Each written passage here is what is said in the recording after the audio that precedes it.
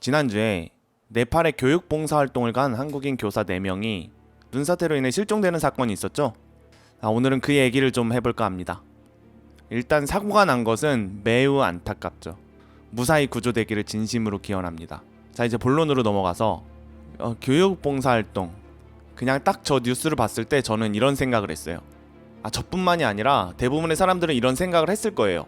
교육 봉사활동을 가서 왜 트레킹을 하다가 사고가 나지? 트레킹은 봉사활동이 아니잖아. 그리고 교육청 소속 교사? 그럼 공무원인데? 이거 세금으로 간 거 아니야? 네, 이런 생각을 할 수밖에 없죠? 네, 당연한 거예요. 일반 대한민국 국민들 중 적지 않은 수가 나이가 20, 30, 40, 50, 60이 되도록 해외에 한 번도 못 가본 사람도 있는데 나라 세금으로 해외 봉사라는 이름으로 해외 관광을 가고 있는 거 아닌가? 이런 생각할 수 있어요. 네, 당연합니다. 누구는 하루하루 사는 게 전쟁이고 해외여행은 꿈도 못 꾸는데 공무원은 나라에서 해외 관광을 보내주네? 열받을만 하죠.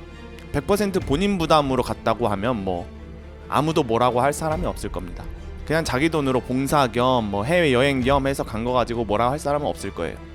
그래서 생각은 할 수 있지만 그게 실제 비난으로 넘어가기 전에 이게 어떤 자금으로 된 건지 확인은 하고 갈 필요가 있어요. 그래서 알아보니까 네, 세금이 맞습니다. 전체 비용 중에 80%는 교육청에서 지원하고 나머지 20%가 자비예요. 전체 비용 240만원 중에 약 50만원 정도를 본인이 부담하면 교육청에서 190만원을 지원해주는 거죠. 이번에 충남교육청에서 네팔로 39명을 파견했다고 하니 국세에 한 7,400만원 이상이 들어갔네요.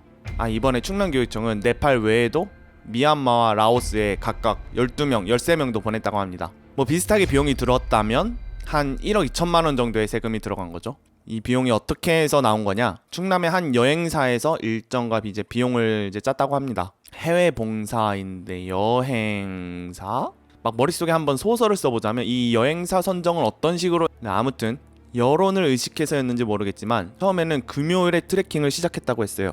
어떻게 말했냐면 봉사활동 중에 학생들이 등교하지 않는 금요일과 주말을 이용해서 트레킹을 하다가 사고가 났다 이거예요.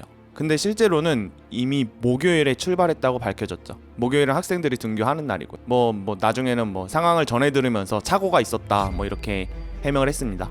근데 애초에 이 트레킹 코스가 금토일 3일만으로는 가능한 코스가 아니라고 해요. 안나푸르나 트레킹 유경험자라고 밝힌 어떤 네티즌에 따르면 ABC까지 올라가는데 최소 3일이 걸리고 당일 하산이 바로 안 돼서 하루 머물러야 하고 다음날 하산을 시작해서 하산을 아무리 빨리 해도 2일이 걸린다고 합니다. 그러니까 아무리 전문 등산인이라고 해도 6일에서 7일 정도 걸리는 코스라는 거죠. 금요일과 주말을 이용해 트레킹을 하다 사고가 났다고 발표한 것은 여론을 의식해서 였다고 밖에 보여지지 않네요. 그것도 사실은 목요일에 출발한 걸 금요일이라고 했었고요.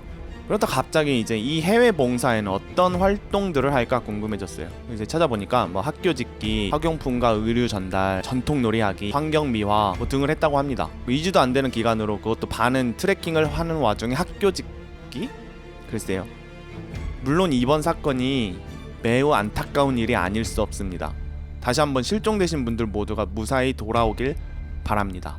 하지만 해외 봉사라는 이름으로 국민의 세금을 들여서 실제로는 해외 여행을 다녔던 게 아닌지 공무원들의 해외 봉사 프로그램들의 재검토가 필요해 보입니다.